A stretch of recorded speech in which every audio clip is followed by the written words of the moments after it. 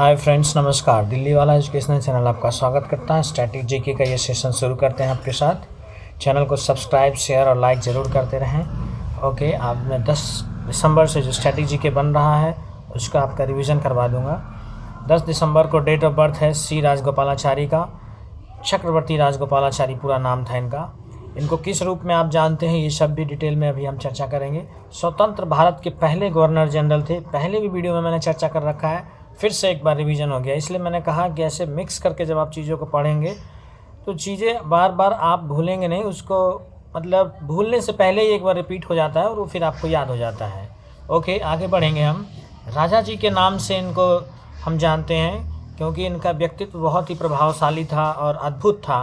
किसी से मिलने में ये इनको मिलनसार आदमी माना जाता था, तो राजा जी के नाम से प्रसिद्ध थे। अब टीसीएस क्या है, यही सब लूप होल आपका आजकल ढूंढना चाह रहा है कि किस चीज़ से आप बचना चाहते हैं या भागना चाहते हैं। तो चक्रवर्ती राजगोपालाचारी के बारे में जानते हैं, लेकिन राजा जी के बारे में नहीं जानते कि राजा जी के नाम से किन से आदमी को जाना जाता है। तो ये भी आप अपने लूप होल को, कमियों को दूर करें और फिर देखिए कंपटीशन आपके हाथ में होगा। आधुनिक भारत के चाणक्य भी कहते हैं, कितना सुंदर बात है। अब ये क्वेश्चन जैसे छपेगा तो आपको लगेगा कि यार ये तो कहीं भी पढ़ाया नहीं गया, तो आप इस तरीके से इसको कंपेयर कीजिए और अपने नॉलेज को बढ़ाते रहिए। यहाँ पर फिर देखिए 1954 में भारत रत्न मिला है। देश का पहला भारत रत्न 3 लोगों को मिला था, ये भी मैंने कई बार चर्चा कर रखा है, फिर से कर देते हैं। एस राधाकृष्णन और सीवी रमन, और साथ ही साथ जिनकी चर्चा चल रही है चक्रवर्ती राजगोपालाचारी को मिला है। इसके बाद फ़ोन थोड़ा नीचे करेंगे और कुछ और 10 दिसंबर के बारे में अपडेट जानेंगे। अब देखिए यहाँ पर 10 दिसंबर को ही हम विश्व मानवाधिकार दिवस मनाते हैं, वर्ल्ड ह्यूमन राइट्स डे। 1948 से मनाते आ रहे हैं, ये ध्यान रखेंगे आप। लूप होल यही बन जाता है कि ह्यूमन राइट्स डे अगर आपने याद कर लिया 10 दिसंबर, तो अगली बार पूछ देगा कब से मनाते हैं, तो ये दिक्कत है। इसलिए एक ही बार में चीज़ों को वन टाइम इन्वेस्टमेंट करना सीखिए।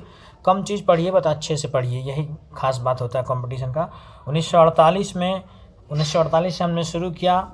यूनाइटेड नेशन मतलब संयुक्त राज्य ने इसको मनाना शुरू किया था, तो संयुक्त राज्य का भी देख लेंगे। 1945 में गठन हुआ है, कितनी बार रिपीट हो चुका है। संयुक्त राज्य का अभी भारत 75वां दिवस मना रहा था, तो उसी तरीके से संयुक्त राज्य ने भी मनाया था 2020 में, ये याद रखेंगे आप। एंटोनियो गुटेरेस अभी इसके हेड हैं, चेयरमैन हैं, सेक्रेटरी जनरल हैं। एक्चुअल में पूरा नाम इनका सेक्रेटरी जनरल, महामंत्री हैं अपना ये एंटोनियो गुटेरेस। इसके बाद अभी हम वर्ल्ड ह्यूमन राइट्स डे से कुछ और बात करेंगे। 2023 में इसका 75वां एनिवर्सरी हम मनाने वाले हैं, मतलब आने वाले अगले महीने से 2023 में। तो ये जो मानवाधिकार दिवस है इसका भी 75वां एनिवर्सरी मनाया जाएगा 2023 में। तो ये सवाल करंट से हो गया, लेकिन आपसे पूछा जा सकता है जब एग्जामिनर थोड़ा अपडेट करेगा अपने आप को। थीम 2022 का देख लीजिए, dignity, freedom and justice for all, ये थीम है 2022 का विश्व मानवाधिकार दिवस के लिए, है ना। सभी चीज़ें बहुत ही इंपॉर्टेंट रहती हैं, एक एक लाइन, लेकिन चीज़ों को क्लियर करने के लिए आपको कंटिन्यू वर्क करना पड़ता है इन सब चीज़ों पे, तभी जाके। मैं आपको पता है कि 2 दिन गैप करके तीसरे दिन वीडियोस लाता हूँ, और 3 दिन में जो भी स्ट्रैटेजी के बनता है उसका आपको रिवीजन करवाता हूँ। फिर देखिए 10 दिसंबर को अल्फ्रेड नोबेल का जो यहाँ पर डेथ हुआ था, डेथ मतलब मृत्यु हुआ था, वैसे निधन बोलते हैं क्योंकि एक बड़े साइंटिस्ट थे। हालांकि इनके बारे में जब आप स्टोरी सुनेंगे तो बहुत ही इंटरेस्टिंग स्टोरी है। इनके मरने से कुछ दिन पहले ही अखबार, न्यूज़पेपर में ये खबर आ गई थी। लोगों को अफवाह हो गया कि मर गया है, न्यूज़पेपर वाले ने भी छाप दिया कि ये अल्फ्रेड नोबेल मारा गया, और अखबार में बहुत ही कुछ लिखा गया इनके बारे में, बहुत बुरी बात लिखी गई। तो इनके मन में जो है बहुत निराशा हुआ कि ऐसा क्यों ऐसा लिख रहे हैं मेरे लिए लोग। तो इसमें अखबार में ये लिखा जा रहा था कि डायनामाइट मतलब बम के जनक का मृत्यु हुआ, ख़त्म हो गया दुनिया में ऐसे लोगों का सर्वनाश हो, इस तरीके से अखबार में लिखा गया इनकी मृत्यु से पहले ही। इन्होंने खुद भी इस बात को अखबार में पढ़ा तो इनको बहुत अचंभा हुआ। फिर इनको लगा कि मुझे मानव के लिए कुछ अच्छा काम करना चाहिए। तो 1896 में तो इनका, हाँ उसके बाद आते हैं 1900 में नोबेल फाउंडेशन का, हाँ यहाँ पर देखेंगे 1900 में नोबेल फाउंडेशन ट्रस्ट की स्थापना हुई है, और यहाँ पर 1901 में नोबेल प्राइज़ शुरू हुआ है। 10 दिसंबर को ही दिया जाता है, ये बात आप ध्यान रखेंगे। 10 दिसंबर कई बार पूछा हुआ है डेट, लेकिन यहाँ पर अब टीसीएस क्या है आजकल के खेल रहा है आपके साथ। टीसीएस का गेम ये है कि वो 1901 आपको जानता है कि आप जान रहे हैं नोबेल प्राइज़ कब शुरू हुआ था, तो आपसे पूछेगा कि नोबेल फाउंडेशन ट्रस्ट की स्थापना कब हुई थी, तो 1900 में। ये ध्यान रखेंगे, माइनर चीज़ों को ज़्यादा वो आजकल उभार करके पूछ रहा है टीसीएस, तो आप थोड़ा सा अपने आप को अपडेट करने लगें कि टीसीएस किस तरीके से चलना चाह रहा है, आप भी उसी तरीके से चलें। अब मैं 9 दिसंबर की बात करता हूँ आपसे। यहाँ पर देखिए, पहला सवाल आपसे बनेगा कि संविधान सभा की पहली बैठक कब हुई थी। ऑप्शन में 9 दिसंबर, 8 दिसंबर, 12 दिसंबर, 10 दिसंबर ऐसे दिया रहेगा। तो 9 दिसंबर 1946 को संविधान सभा की पहली मीटिंग हुई थी, first meeting of constituent assembly. ये इंग्लिश के लिए भी मैंने लिख दिया ताकि जिनको हिंदी थोड़ा कम समझ में आता है तो इंग्लिश भी समझ सकते हैं।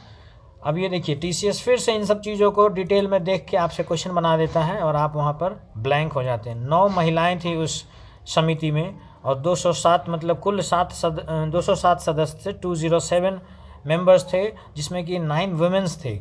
इसके बाद प्रोविजनल चेयरमैन, अस्थायी अध्यक्ष ऑफ कॉन्स्टिट्यूएंट असेंबली लिखा है मैंने, मतलब संविधान सभा का अस्थायी अध्यक्ष उस टाइम पे कौन था, सच्चिदानंद सिन्हा। ये सवाल कितनी बार पूछा गया है, अस्थायी अध्यक्ष। इसके बाद अब हम करेंगे पेज को चेंज और 9 दिसंबर से कुछ और बातें अभी जो बच रही है उसके बारे में चर्चा करेंगे। और आपको ये पता है कि मैं शॉर्ट्स के थ्रू आपका पर डे रिवीजन करवा रहा हूँ, तो ये आपको बहुत ही तरीके से रिवीजन करना चाहिए, क्योंकि दोस्त क्या है कि पढ़ने वाले बहुत लोग हैं लेकिन रिवीजन करने वाले बहुत कम लोग हैं, और यहाँ तक कि पढ़ाने वाले भी बहुत लोग हैं, रिवीजन करवाने वाले बहुत कम लोग हैं। तो जो इस बात पे ध्यान देगा कि पढ़ाई के साथ साथ रिवीजन भी ज़रूरी है, उन्हीं लोगों का सिलेक्शन सही तरीके से होना है दोस्त। इस बात को आप ध्यान रखिए और उसके बाद रिवीजन आप शॉर्ट्स के थ्रू करते रहिए। शॉर्ट्स में कुछ ज़्यादा टाइम नहीं लगता, 1 मिनट का टाइम लगता है और 1 ही मिनट में आपको पॉइंट टू पॉइंट बात किया जाता है, कोई भी टाइम पास वाली बात नहीं होती है। देखिए, 9 दिसंबर को हम अंतर्राष्ट्रीय भ्रष्टाचार विरोधी दिवस मनाते हैं, इंटरनेशनल एंटी करप्शन डे 2003 से मनाते आ रहे हैं। संयुक्त राष्ट्र ही मनाती है इसको भी, यूनाइटेड नेशन ही मनाती है। ज़्यादातर जो अंतर्राष्ट्रीय काम होते हैं उसमें यूनाइटेड नेशन आगे रहती है। और ये मैंने अपने जो कम्युनिटी चैनल पे जो पोस्ट करते हैं क्वेश्चंस वगैरह, उसमें पोस्ट भी किया था मैंने 9 दिसंबर को। तो ध्यान रखेंगे, 9 दिसंबर को अंतर्राष्ट्रीय भ्रष्टाचार विरोधी दिवस, इंटरनेशनल एंटी करप्शन डे मनाते हैं, 2003 से मनाते आ रहे हैं। इसके बाद 8 दिसंबर की बात करते हैं। 1720 में पेशवा बाजीराव का जन्म हुआ था। 1720 आपको याद नहीं रखना है क्योंकि ये डेट आपको याद वैसे भी नहीं रहेगा, जो इम्पोर्टेंट है उसको याद रखिए। यहाँ पर नाना साहब के नाम से हम इनको जानते हैं, पेशवा बाजीराव को। क्वेश्चन कैसे आपसे पूछेगा, क्वेश्चन ऐसे पूछेगा कि नाना साहब के नाम से हम कौन से आदमी को जानते हैं, और ऑप्शन में पेशवा बाजीराव, बाजीराव प्रथम, बाजीराव सेकेंड, इस तरीके से बहुत सारे नाम दिए रहेंगे आपको। तो पेशवा बाजीराव याद रखेंगे। और पेशवा बाजीराव को, जिनको हम नाना साहब के नाम से जानते हैं, उनके पिता का नाम बाजीराव प्रथम था। और पेशवा का मतलब मराठा में प्रधानमंत्री होता है, ये भी ध्यान रखेंगे। टीसीएस आजकल इन सब चीज़ों पर भी ध्यान रख रहा है कि लोग समझदारी से पढ़ रहे हैं कि नहीं पढ़ रहे हैं, या फिर खाली रट रहे हैं। तो इसका मतलब, समझदारी से पढ़ने का मतलब यही हुआ कि आप पेशवा का मतलब भी समझें। कई बार कुछ इस तरीके से क्वेश्चन आजकल पूछने लगे हैं, तो आप अपने आप को हमेशा अपडेट रखने की कोशिश करें, और मैं भी आपको चाहता हूं कि अपडेट रखूं। आइए, 8 दिसंबर 1985 1985 में सार्क की स्थापना हुई है। आप लोग बखूबी तरीके से जानते हैं सार्क क्या होता है। हिंदी में बात करें, दक्षिण एशियाई क्षेत्रीय सहयोग संगठन। इंग्लिश में देखिएगा, south Asian association for regional cooperation. English पे ज़्यादा फोकस करें क्योंकि इसमें से सार्क में कभी आर, कभी सी, कभी ए, कभी एस, इस तरीके से पूछ देता है कि इसमें एस का क्या मतलब है। तो south Asian association for regional cooperation, 7 देश आते हैं इसमें, ये बात आपको ध्यान रखनी पड़ेगी। ये सवाल पूछा गया है ऑप्शन बना के कि 7 देश आते हैं, 10 देश आते हैं, 15 देश या 18 देश, ऐसे ऑप्शन दे देता है। तो सार्क मतलब 7, 7 मतलब 7, तो इस तरीके से 7 देश आप याद रखेंगे। कौन कौन देश आते हैं ये भी ऑप्शन बना के आपसे पूछ देते हैं। 4 ऑप्शन रहते हैं जिसमें कि 3 देश जो रहते हैं वो दे देता है, 1 देश जो नहीं रहता है वो दे देता है। फिर पूछता है कि इनमें से कौन सा देश सार्क में नहीं आता है। तो यहाँ पर देखिए, इंडिया, पाकिस्तान, नेपाल, ज़्यादातर पड़ोसी देश आपको मिलेंगे, बांग्लादेश, भूटान, ये सब तो बाउंड्री मतलब लैंड बाउंड्री, ज़मीन से बॉर्डर है इनका। बाकी बचे श्रीलंका और मालदीव्स, इनका ज़मीन से बॉर्डर नहीं है श्रीलंका और मालदीव्स का, ये सी मतलब समुद्र के पार होते हैं ऐसे देश, तो इसको भी आप याद रखेंगे। श्रीलंका एंड मालदीव टोटल 7 हैं, फिर से ध्यान देंगे। यह इंडिया, पाकिस्तान, नेपाल, बांग्लादेश, भूटान, श्रीलंका एंड मालदीव। इसको आप आज ही याद कर लें, आप इसको डिले मत करें, टाइम मत दें कि हाँ ठीक है आगे याद कर लूँगा या एग्ज़ाम के टाइम देख लूँगा, क्योंकि बहुत सारी चीज़ें आपको अभी एग्ज़ाम के टाइम पे देखना पड़ता है। तो ज़्यादातर चीज़ों का फोकस करें कि जो मैं करवा रहा हूँ उसी दिन याद कर लीजिए, और अगले दिन जैसे मेरा 2 दिन वीडियो नहीं आता है तो 2 दिन में आप इसको फिर से रिवीजन करें। और इसके पीछे जो मैंने पढ़ा है उसको तो शॉर्ट्स से मैं रिवीजन करवा ही रहा हूँ सुबह शाम 1-1 मिनट का। 2007 में अफ़गानिस्तान जुड़ गया था अपने सार्क कंट्री में, और वो जो मीटिंग हुआ था, बैठक हुआ था 2007 में, वो दिल्ली में हुआ था, ये भी ध्यान रखेंगे। 14वां मीटिंग हुआ था भारत के दिल्ली शहर में।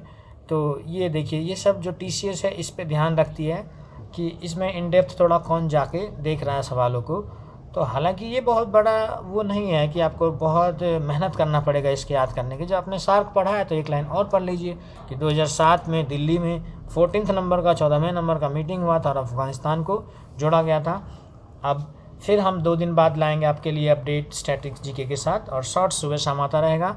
चैनल को सब्सक्राइब करते रहें दोस्त। Thank you once again.